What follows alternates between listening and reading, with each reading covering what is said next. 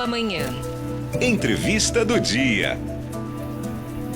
Toda terça-feira você pode acompanhar aqui no Nova Manhã Araçatuba uma reflexão proposta pela Aine, que além de professora, é jornalista e faz parte de grupos de estudo da AEAN, a Associação Nacional de Jornais.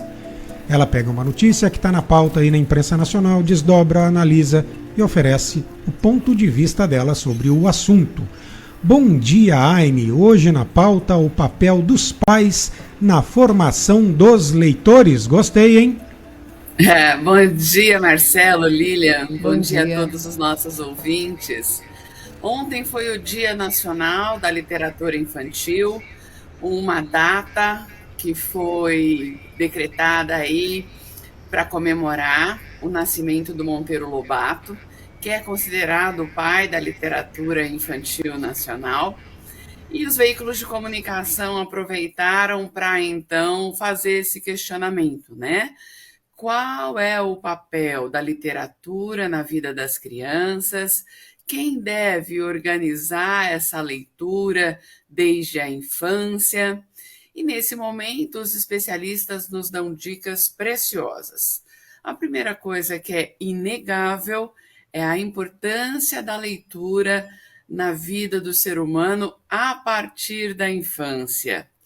Então, ainda que a criança não saiba ler, ainda que ela esteja na barriga da mãe, a leitura já faz diferença na vida dela. Vou explicar. Dizem os especialistas que uma mãe gestante, que tem momentos de leitura e, portanto, de descanso, prazer, reflexão, passa essa calmaria no desenvolvimento do feto. Essa criança nascida já em momentos de diversão, como um banho, por exemplo, pode ter momentos inesquecíveis com livros de plásticos na sua banheira. Não que ele vá lembrar da história, não que ele vá entender da história, mas ele vai guardar o carinho, o afeto, a dedicação, as cores, os desenhos, e a partir daí já vai sorrir, já vai expressar emoções. Essa criança que cresce vendo os pais lerem, mas principalmente tendo momentos de leitura com os pais, seja na hora de dormir, naquele encontro íntimo, onde o pai e a mãe contam histórias, onde encenam essas histórias, vai trazer para essa criança um amor pelos livros e pela literatura. A literatura salva, nós já sabemos disso. Nós vemos que na pandemia ela foi a tábua de salvação de muitos jovens, de muitos adultos que não adoeceram emocionalmente porque puderam contar com a literatura. Isso não é diferente para as crianças. Nós temos autores incríveis que são capazes de trabalhar temas importantes, como bullying, como características físicas do cabelo, do peso, e trazendo para essa criança uma compreensão maior daquilo que ela vivencia e, portanto, dando a ela forças para superar problemas cotidianos. Sem contar na riqueza do vocabulário, na facilidade da escrita, uma série de outros benefícios que seriam pedagógicos. A grande dúvida é, né? Quem é o responsável por introduzir essa leitura na vida dessas pessoas? A escola ou a família? E aí eu vou contar um caso muito particular. Eu no supermercado, lá na banca de frutas, a mãe, eu dou aula para jovens, né? Não são crianças, são jovens. A mãe se aproximou de mim e disse: professora, faz o meu filho ler. E eu pensei, como eu posso fazer isso, ficando 90 minutos por semana com ele, sendo que a família tem ali os 7 dias da semana, 24 horas por dia. Então, deixar a responsabilidade da leitura exclusivamente para professores e escola é uma missão muito difícil. Então, creio que o ideal é começar o incentivo da leitura pela família, que vai dar às crianças a possibilidade de escolher os livros. Esses pais vão mudar a decoração da casa, né? Vão deixar livro na cozinha, na sala, no quarto, no banheiro, para permitir que essa criança, em vários momentos, tenha a possibilidade de folhear esses livros e se interessar pelas histórias, às vezes lendo inteiro, às vezes lendo parte, às vezes começando, não gostando, deixando de lado, mas num outro momento de vida, encontrando as respostas para que precisa naquele livro que não leu antes. Então, essa oferta de leitura precisa ser iniciada em casa. E existe, né, a fórmula ideal, que a criança faz muito por imitação. Então, não adianta o pai ficar falando leia, leia, leia, e esse pai e essa mãe não terem momentos de leitura.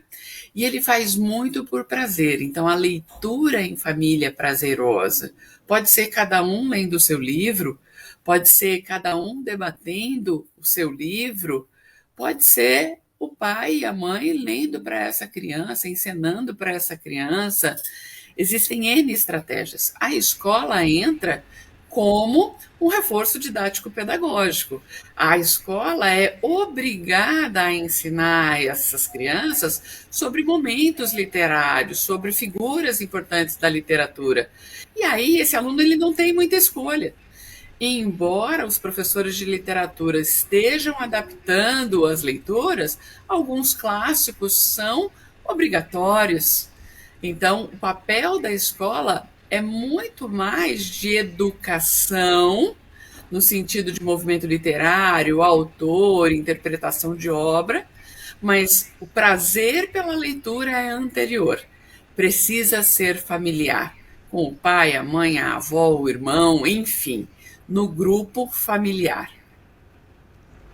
Você falou coisas que para mim são muito caras e importantes, porque quando a gente se transforma em pai e mãe, a gente também aprende tudo junto, né? Essa nova fase da vida. E aí nessa de prover, proteger e educar para mim foi a parte mais difícil de entender. E eu me lembro de uma palestra que eu assisti da Roseli Saião, e ela colocava muito claramente, olha, a função de educar é dos pais, a formação acadêmica é da escola, e as coisas, embora se confundam, elas precisam ficar claras, porque senão, Lilian, ela deu um exemplo que foi muito para mim, muito prático, para que a gente que estava acompanhando enxergasse. Imagine você que chega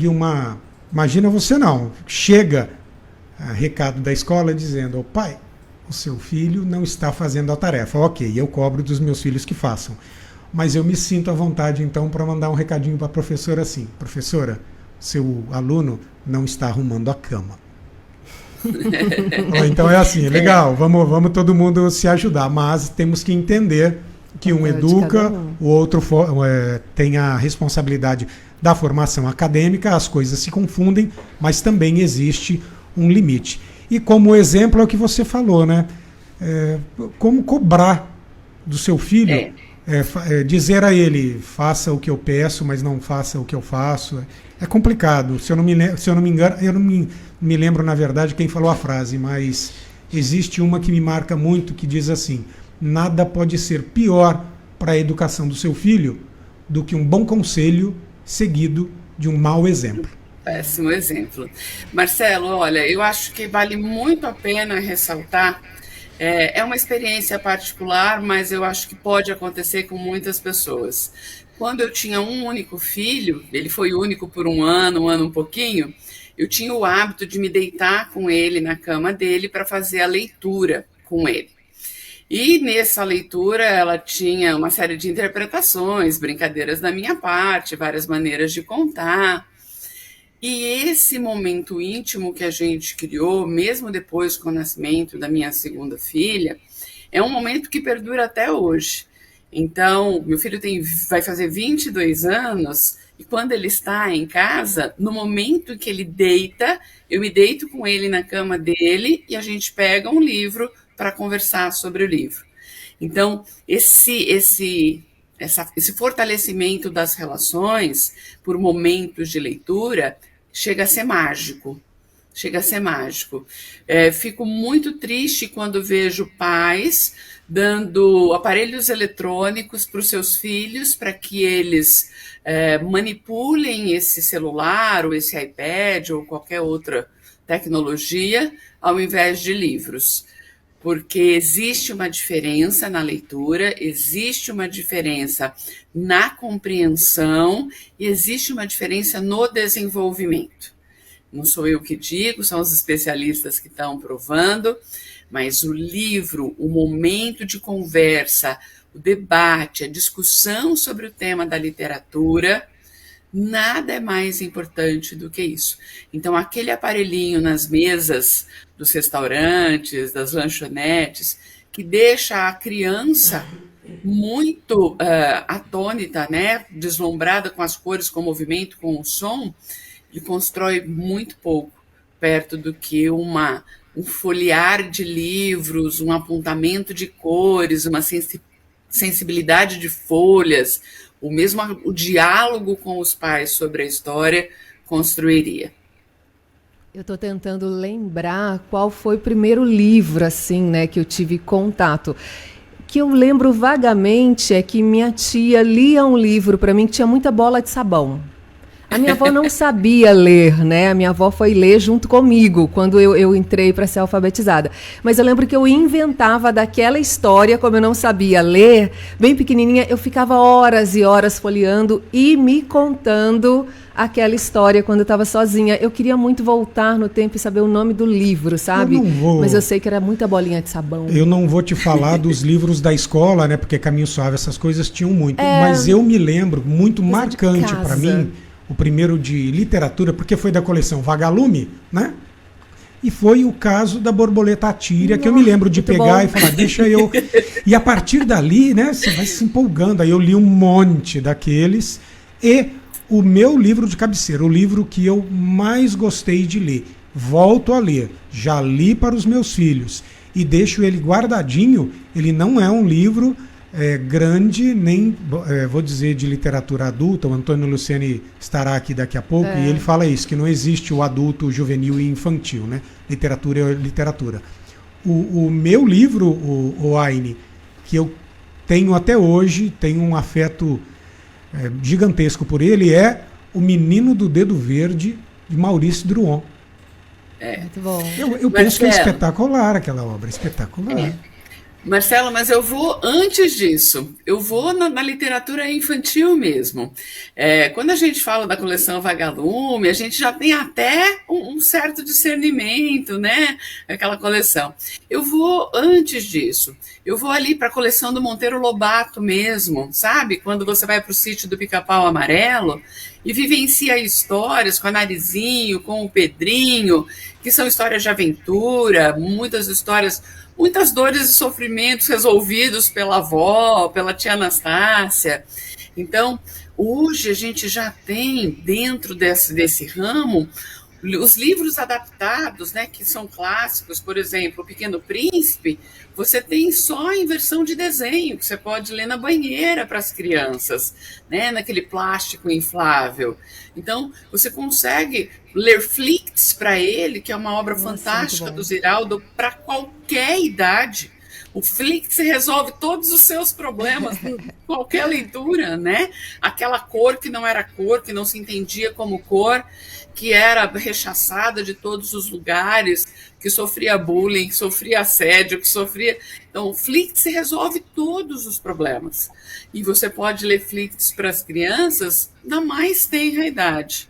Você tem o Eu Sou Malala, que é a história da garota que foi baleada na cabeça por um grupo radical só porque ela queria estudar. Então, naquele país dominado por aquele grupo, mulheres não podiam estudar, e ela quer estudar, ela acaba frequentando as aulas na escola do pai e acaba sofrendo o atentado. A Malala já tinha sobrevivido ao atentado, já era adulta, escreveu o primeiro livro para adultos, mas a literatura infantil já adaptou a história da Malala para essa luta de mulheres em para o empoderamento por meio do conhecimento. Então, assim, como diz o professor Antônio Luceni, a literatura é literatura. Mas se a gente já puder encantar as crianças desde muito cedo, eu me lembro que o Rei Arthur era uma coisa muito sofisticada para um adolescente, quase um adulto, e hoje você já lê Rei Arthur para as crianças. Então, o fantástico de tudo isso, na verdade, é estabelecer nessas crianças, até nas crianças que não são alfabetizadas, esse prazer pela textura das páginas, o plástico, o papel, o pergaminho, é você trabalhar a questão das cores, né? O livro colorido, o que é cada cor, porque nesse momento ele está vermelho de raiva, porque nesse outro momento ele está sorrindo e o sol está brilhando. O livro permite aos pais abordar assuntos e temas que no dia a dia passariam despercebidos ou se transformariam em traumas não resolvidos. E esses personagens da literatura, essas histórias, fazem com que essas crianças e esses jovens se fortaleçam. Não é à toa que a gente verifica que os alunos que mais pontuam, por exemplo, no vestibular, são alunos leitores. Não pontuam só em redação, eles pontuam mais porque eles leem melhor, entendem melhor, compreendem melhor, interpretam melhor até os pedidos das exatas, do problema da matemática, da física, da química. A leitura, ela faz a pessoa entender o mundo. Tá bom. Perfeito, querida. Para que eu seja justo, então a frase que nada é mais perigoso que um bom conselho acompanhado de um mau exemplo é da escritora francesa Madame de Sablé, que viveu aí no final do século XVI, século XVII. Aine, muito obrigado pela dica, que na verdade foi uma orientação hoje. Até a semana que vem. Obrigada, um beijo. Beijo. Tchau.